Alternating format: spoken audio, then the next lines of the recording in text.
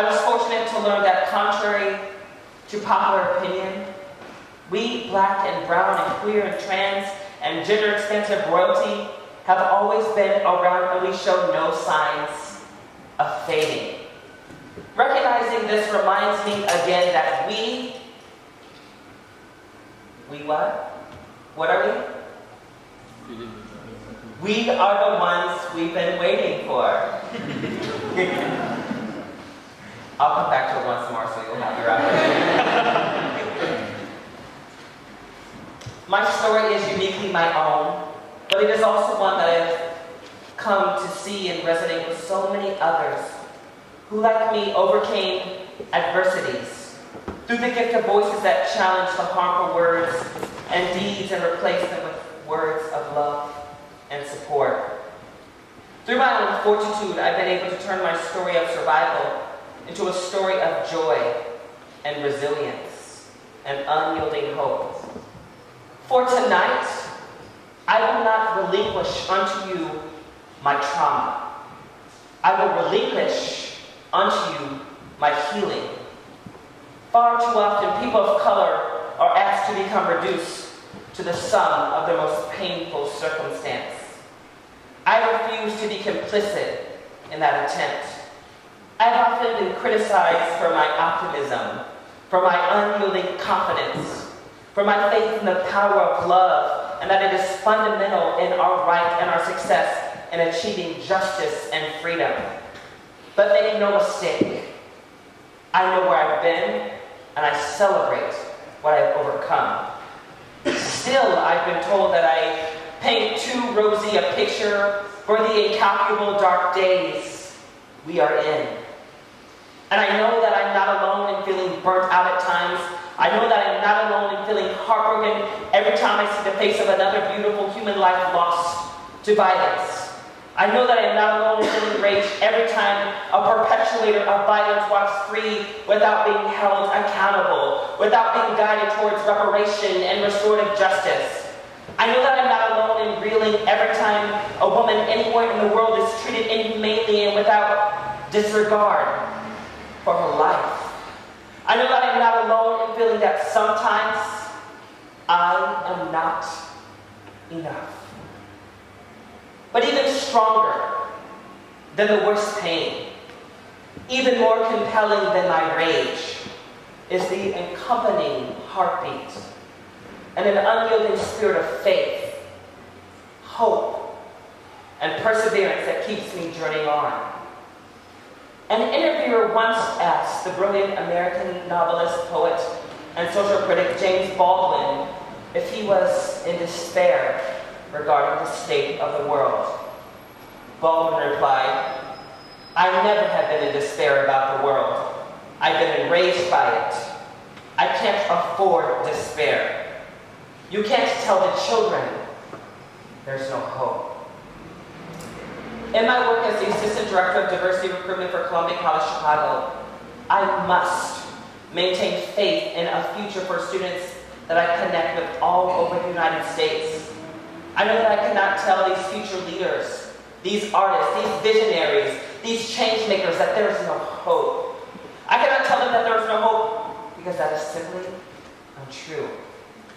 We live in a world with unspeakable atrocities unfolding at every turn, and we also live in a world of tremendous joy and resilience. A world of everyday heroes, both sung and unsung. Those who have devoted their entire lives to making this world a better place for all of us. In recent months, we have not only seen the U.S., but many other nations struggle against tyranny and darkness. This has been reflected in governmental politics, in the passing of discriminatory laws and policies, in unprecedented refugee crisis spurred by a resurgence in nationalism, increased investments in criminalization via policing and incarceration, and a fervent denial of increasingly threatening global climate change. For many of us, these emergences were not a surprise, but rather a confirmation of what we already knew. that relinquishing one's power to be a benefit of others is not something people will usually do willingly. That fear is a seductive tool. That the rising up of people the world over has those who hold the majority of wealth scrambling to tighten their loosening grip, and that believing in the lie of scarcity makes would-be comrades, the collective disenfranchised, into enemies. Global trends of rising far-right nationalism and a fervent clinging to the prioritization of individualism over communalism seeks to maintain and grow these imagined divides. These trends that we see among both stolen and elected seats of governance all over the world seek to promulgate the message that there is not enough. But we know this is not true. We know that the propaganda of fear and othering is strong, but that collectively, we, the so-called minority, are so much stronger. We also know that none of what we're seeing is new. Thanks to technology, we can see more immediately. The reporting is more frequent, but the strange fruit we are witnessing is born from the seeds of tyranny that were planted long ago. The increased commitment to nationalism that we are witnessing puts citizenship and government above people and planet. It has grown to create conditions of a magnitude and perversion and visibility unlike any we have seen. According to the Human Rights Campaign, identifying as LGBT is still criminalized in 72 countries, and identifying as LGBTQ is punishable by death in 10. In 10 countries, you can be killed for consensually expressing your love for someone else. In 2014, Uganda signed the Anti-Homosexuality Act into law, which criminalized not only same-sex relationships, but also individuals and entities who endorsed LGBTQ identities. In Brazil, a country with widespread LGBTQ rights as well, polls show that the acceptance of LGBTQ identities are comparable to the US, and violence towards transgender women is endemic. In March of this year, people the world over watched with horror as a publicly shared video showed 42-year-old transgender woman Dendara dos Santos being beaten to death by a group of men as she begged for mercy. We've recently learned of what are believed to be government-sanctioned abuses of gay men who report being arrested, detained, and tortured in Czechia. The American Civil Liberties Union, which works tirelessly to fight for the rights of LGBTQ Americans, reports that in the United States, a majority of states still allow discrimination in housing, employment, and public accommodations. So far in this year alone, over 100 anti-LGBTQ bills have been introduced in efforts to legislate hate and intolerance. We know that these bills foment a climate of government-sanctioned violence and perpetuate a culture of ignorance that leads directly to death. That is not hyperbole. That is fact. Despite what the media would have you believe, which is the popular narrative that we are killing each other, state-sanctioned structural violence is more dangerous than any one person or group of people. When our government denies basic and fundamental rights to a group of people based on who they love and how they express their gender, this directly contributes to the conditions that have led to the violent murders of over 22 transgender people, mostly women of color, in the United States last year alone. This directly contributes to the homophobic and transphobic bullying faced daily by so many LGBTQ students. This directly contributes to the family rejection that forces so many of our LGBTQ youth to live on the streets in so many of our cities, and to the heartbreaking rates of suicide for the same young people. These statistics are alarming. They paint a picture of a state of emergency facing the entire world. And they should be a call to action for every single human being with a beating heart, but the overall silence and lack of attention is staggering. The experiences of discrimination, violence, and abuse faced throughout the world by LGBTQ people, and in particular LGBT people of color, are harrowing, but they are not new. We have been waging the war on our survival for as long as we have been alive, and we are continuing to fight back in spite of the efforts to silence, shame, and suppress us. At the same time that seemingly endless attacks that are waged against our bodies, our lives, there are individuals and organizations who are working tirelessly to ensure that hate does not win.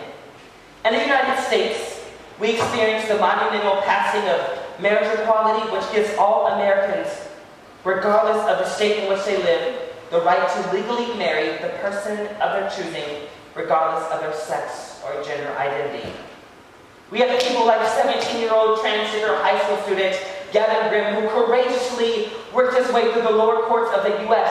as he prepared to testify before the Supreme Court to argue for the right to safely and freely use the bathroom that reflected his gender identity.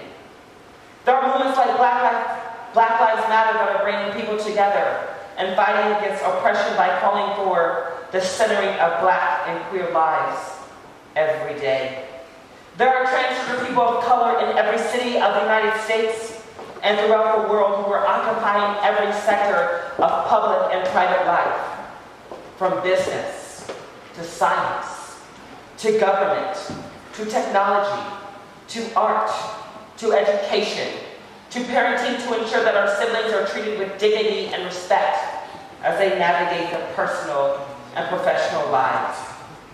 There are individuals and organizations all over the world who are risking their freedom and their lives to claim our rights and to speak out against and to call attention to these intersecting oppressions.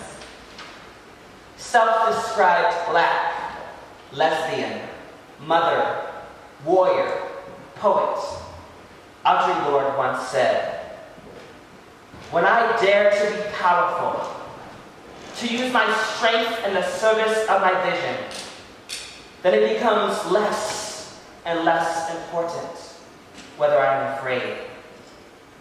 Each one of us has to decide if we will be enslaved by our fears or if we will speak for what we believe in. I stand here today and I say to you in no uncertain terms, in the words of the great Ella Baker, we who believe in freedom cannot rest until every LGBT person in every country is afforded of the same rights and freedoms as our straight and cisgender citizens. Until there is not one more LGBTQ child who has to sleep on the street at night, or who feels that taking their own life is the only way to escape the pain of bullying by peers or rejection by family. Until a transgender woman of color can walk down any street in any part of the world and be unafraid for her safety and her life. Until every refugee in search of safety and freedom is afforded entry and asylum without fear of criminalization. Manifesting this reality is possible. It's achievable. It's our destiny, and it's up to us. We are the ones we've been waiting for. One more time. We are the ones we've been waiting for. One more time. We are the ones we've been waiting for. We are the ones we've been waiting for. No one is coming to the rescue. We have to be the ones to take a stand and decide what kind of world we want to create and sustain. We have to be the ones to speak out when we see an injustice, whether it's at home, at work, or in public. Do not be fooled into thinking that someone else will do your work. or will lead you along the way. This is your summons. This is your invitation. This is your call to action. This is your opportunity. Each and every one of us has the power to shape the future by stepping fully into each moment of our lives with awakening compassion and courage. We have the power to make this world a place where there's room for everyone. It is up to us to be the catalysts for the change we seek. We have the power to make it so. We are the ones we've been waiting for. Thank you.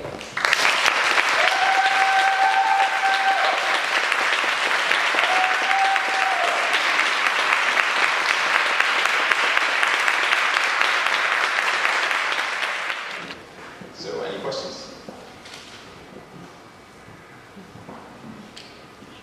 Can I ask you questions?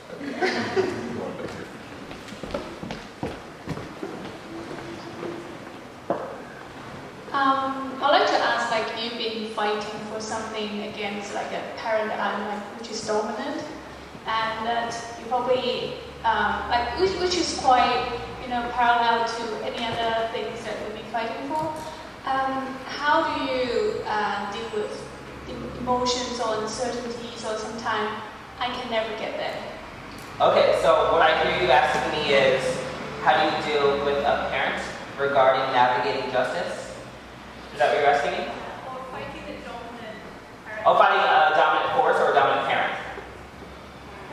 Paradigm. Oh, paradigm. Okay, great. Sorry, I'm the parent, sorry. So for me, I think Martin Luther King Jr. once said that the moral arc of the universe is long, but it bends towards justice. And for me, I think we were talking about it a little this morning, that sometimes we want to see everything change now, here, in this moment. And I think sometimes that justice is incremental. And I think that's how I do my work. It's sometimes initiative-based. It's very different. It's very different for what kind of setting I'm in. As a Black transgender woman, often on the institutional level, I find myself very boisterous to individuals in power regarding the needs. It's very different. It takes many different kinds of styles, regarding, it depends who it is. If it's a family member, that could take years of change. As seen in my own life, when I told my family that I was transitioning, that was very hard for them. And I come from a very religious community in Nebraska, and some of those people I have had no contact with whatsoever since I was a teenager. But some of those people they Facebook friended me, and I cannot tell you, just by me living my life, by me being authentically me, standing in my truth, and being unwilling to bend for anyone. I don't bend for anyone. Like, I know my truth, I know who I am, and so I think living my life, but also institutionally, I think sometimes you have to keep coming back to the door and knocking until it falls. You have to be persistent. Sometimes it's organizing a coalition of individuals, perhaps a protest. Sometimes it's infiltrating a system and working within, advocating for change. Sometimes it's education. Sometimes it's writing. Sometimes it's dialogue. And I think it's hard. I think that's a really hard question because it takes many different forms. I think it depends on what the circumstance. I will say that in order to continue the fight regarding navigating hard paradigms and things, I think that self-care is really important. I think taking care of yourself, mentally, physically, so that you can continue. Sometimes you have to give yourself permission to remove yourself, because sometimes engaging in justice work can be toxic in itself, right? Like when we're consuming all sorts of kind of terrible things happening around the world. Sometimes self-care is community care. And once you take care of yourself, you can jump back in the battle, right? And fight without becoming weary and burnt out. Once you become burnt out, you're useless, right? In terms of the movement, in terms of you're no good, there's nothing left. I think you have to tend to yourself so that you can fight battles. And I think it's easier said than done. Believe me, as I work in an institution, there are lots of things that frustrate me, but I'm one that I will storm an office when a door is shut. If I have an issue, I will come to your office and we will address it. That's just the kind of person that I am. That sometimes it requires being bold and taking bold moves and also holding people accountable.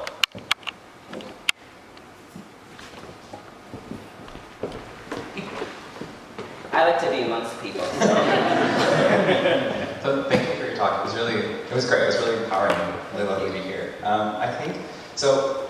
I oftentimes get frustrated with advocating for the LGBTQ issues because within the LGBTQ community, we also have a lot to struggle with. Like my fellow white gay men are notoriously awful on a lot of social issues, and so we're trying to simultaneously push for more recognition, for equal rights to be respected, while also having a lot of these issues persistent in our own communities, and people who are like, okay, well, white gay men are fine, so screw you to the rest of you guys. Yeah. And it's a really big struggle.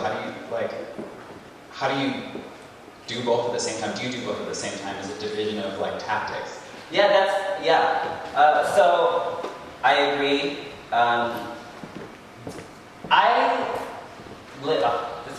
I can talk about this all night long. So, in my life, I told you earlier that I performed as a drag queen for part of my life, right? Before I transitioned and discovered this is who I am, this is my authentic identity, that this is not a performance. I lived in Boys Town in Chicago, which is Chicago's LGBT neighborhood. So, as a performer, this Boys Town is one strip, and I will never forget. I remember there were young people who I performed in this club, and there were young people who were minors who could not get into this club. And I remember watching these young people. They would watch me through the window perform, and I didn't know who they were. And sometimes I would go out there and I would take pictures with them, and I found out that they were homeless, transgender women of color. Lots of LGBT youth. They would flock to this neighborhood in Chicago for safety. And so after that, there was a rising that happened, a coalition of individuals who lived in that neighborhood of white gay men said that they didn't like the black transgender youth hanging out in the neighborhood. So they organized a campaign called Take Back Boys Town. And there was a community meeting, and I always had social justice in my life, so I was really involved in community activities. And I could not believe the amount of hatred and bias and bigotry hurled at these trans youth. I couldn't believe it. And so after that, I decided that I was going to stop performing. I didn't want to perform for those people anymore. After I saw that, I said, oh my gosh, these people worship me and beg to take a photo with me. And in that kind of situation, I was a prop, right? Like I was a prop. I am not a tool to be played with. And so after that, I left and I went to go work at Chicago's LGBT Center, Center on Halsted, and I started working in the youth program. And it was very interesting going from a performer, working at the local community center, and it was kind of interesting because I didn't know that my transition would be chronicled. It was kind of, I didn't know I was going to transition. I had no clue that that was going to happen. After I started at the community center, I came to the realization that I was transgender. And in that, that really awoke my eyes to so much regarding how gay white men specifically navigate community and the ways in which they put down women and shame women's bodies and the racism that happens. And so I ultimately found myself removing myself from that community when I got married. That's my, did everyone see my husband? That's my husband, Miles.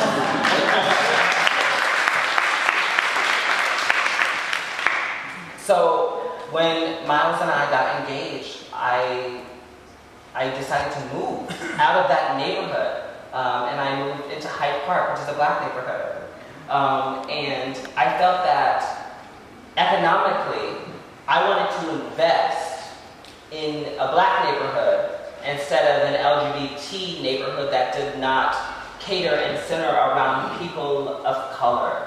And it's a really hard line to navigate, but for me, I think it's about setting clear boundaries. I think it's about representation in spaces. I mean, there are a plethora of issues regarding the LGBT community that drive me bonkers. And I told someone earlier,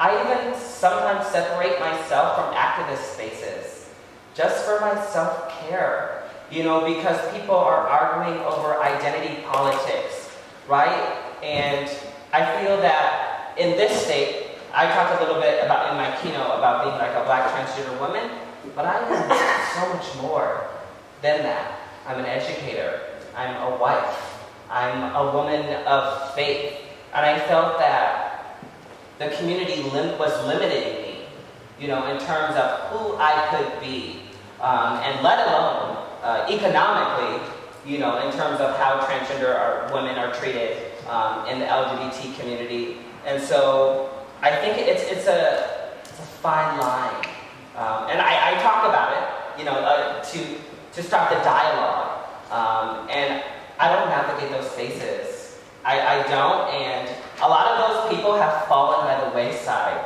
and I'm glad because they're like barnacles who've like fallen off. You know what I mean? Because I feel like they weren't real friends, right? It was kind of trendy, and there's something of the moment now of, oh, it's trendy to have a trans friend.